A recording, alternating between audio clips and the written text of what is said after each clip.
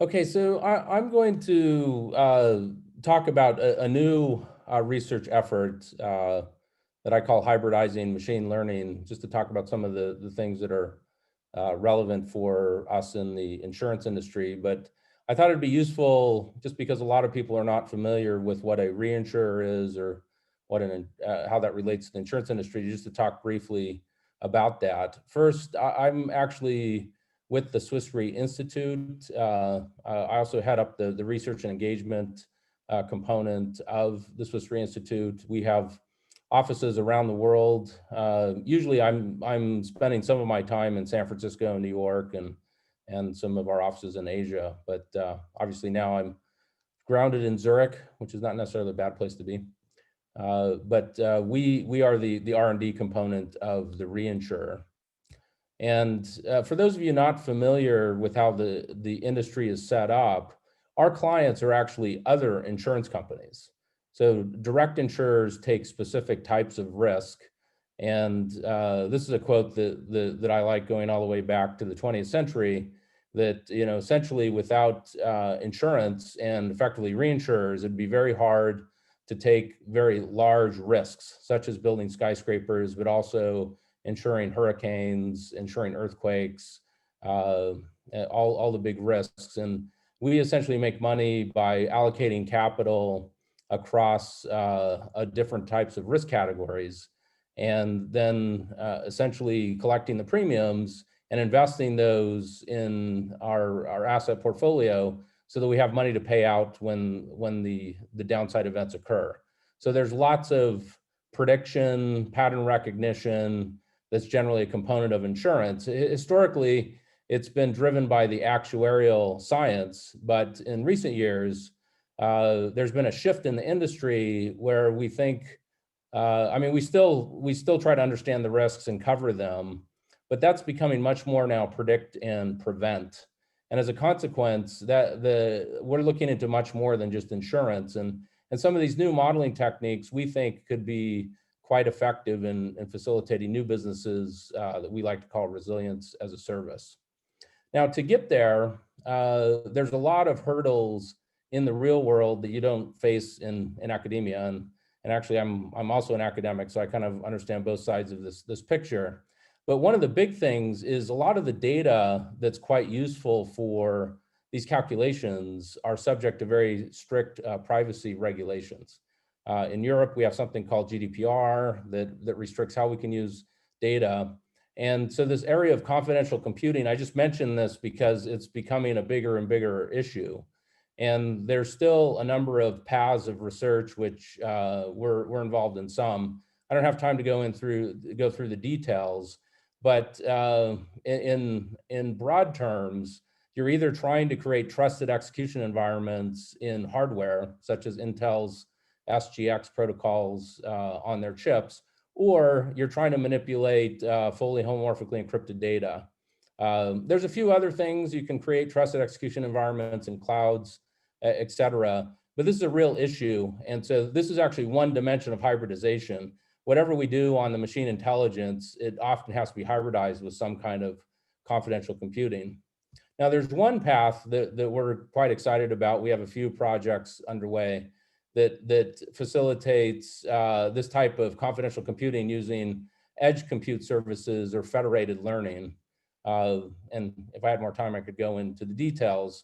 Well, this is still very much in the early stages, and we're seeing challenges deploying it at enterprise scale, which is a common theme for reinsurance. But the edge computing, the federated learning, for those of you interested in this area, this is quite important, at least we think, to the future of how we can deploy on these large enterprise networks that we're part of. Now, one of my favorite authors is an evolutionary biologist by the name of E.O. Wilson, and he was one time quoted as saying, humans have Paleolithic emotions, medieval institutions, and godlike technologies. Now, if I take the analog in my industry, we have poorly curated data, and actually we have a lot of it, but it's not curated very well. We've got fragmented technology architectures, and then we've got a whole bunch of godlike algorithms. And one of the challenges that we have is we see a lot of innovative stuff out of academia, out of our startup partners, these godlike algorithms, but not enough people thinking about how do you deal with incomplete data? How do you deal with poorly curated data and fragmented architectures?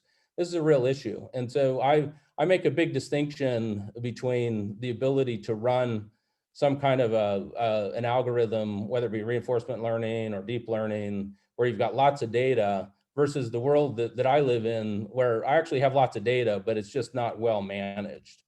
And so that's why we find these hybridized machine learning approaches to be quite interesting. And we have a new project area, which we loosely call the Risk Intelligence Factory, where we're trying to take a lot of these different networks that are developing. Many of them are implementing distributed ledgers or blockchains. We have lots of internal data, trying to run that through confidential computing and then converting that into some kind of resilience as a service.